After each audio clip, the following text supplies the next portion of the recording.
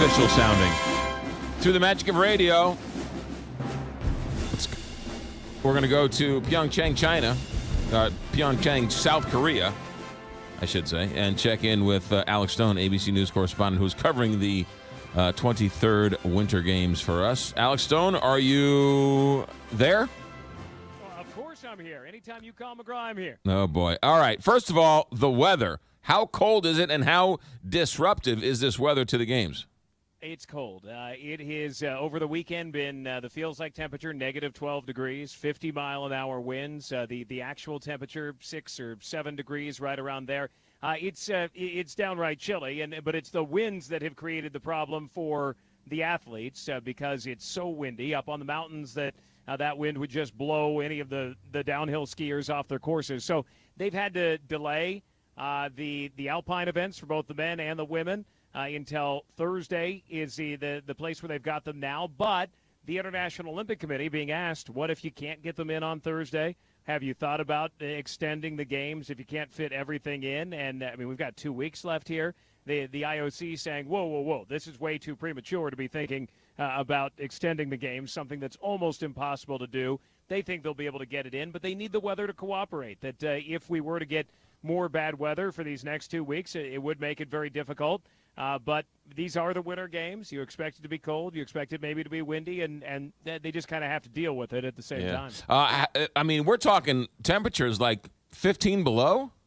Yeah, anywhere from 10 to 15 below with the wind chill. But it's extremely cold. You walk outside and just biting, the feeling on your skin. And for spectators who are outside and they've been standing there for a long time to watch an event, they paid a lot to get here. They want to go out to those events. Then they're sitting in negative 15 degrees, and it hurts. It's the type of cold you walk outside, you've got gloves on, and still your hands just go, first they kind of burn, and then they go numb.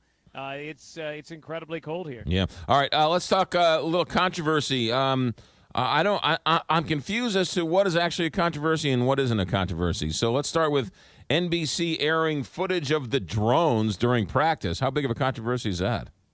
I quite honestly, I haven't heard it. We don't see any NBC out here. They are not the broadcaster of South Korea, and because of geographical rules, we don't see any of it. Right. Maybe in the U.S., but they may have run some of the footage. I know that they did have with the drones some issues with the wind, and the weather conditions have to be just right, so they weren't able to actually fly a lot of them.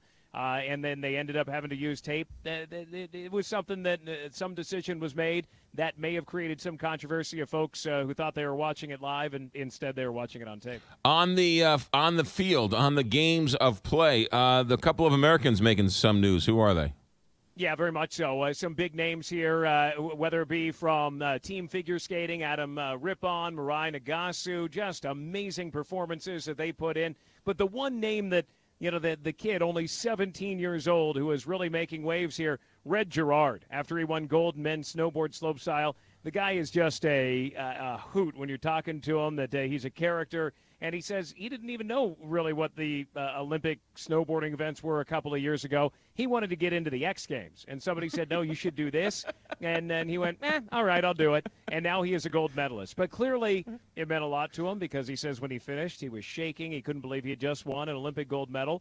But that really shows you that more and more that really the X Games are coming into the Olympics as the Olympics evolve. This year they have something called snowboarding big air. 10 years ago, you would have said big air. What does that mean? Well, now it's X Games moving into the Olympics. And in this case, Red Gerard said, hey, I'm an X Games guy, but he just won a gold medal at the Olympics. Well, X Games being every year, the kid's 17. He doesn't understand the history of the Olympics if it's every 4 years and the X Games are every year.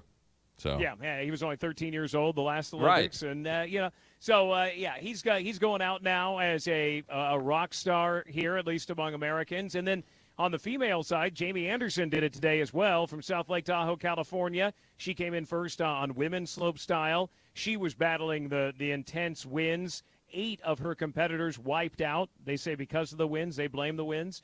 But she said she just had to continue on. She had battled through it. She did. And she walked away with the gold medal. Alex Stone, live from the 23rd Olympic Games. Stay warm, Alex. We'll talk to you tomorrow.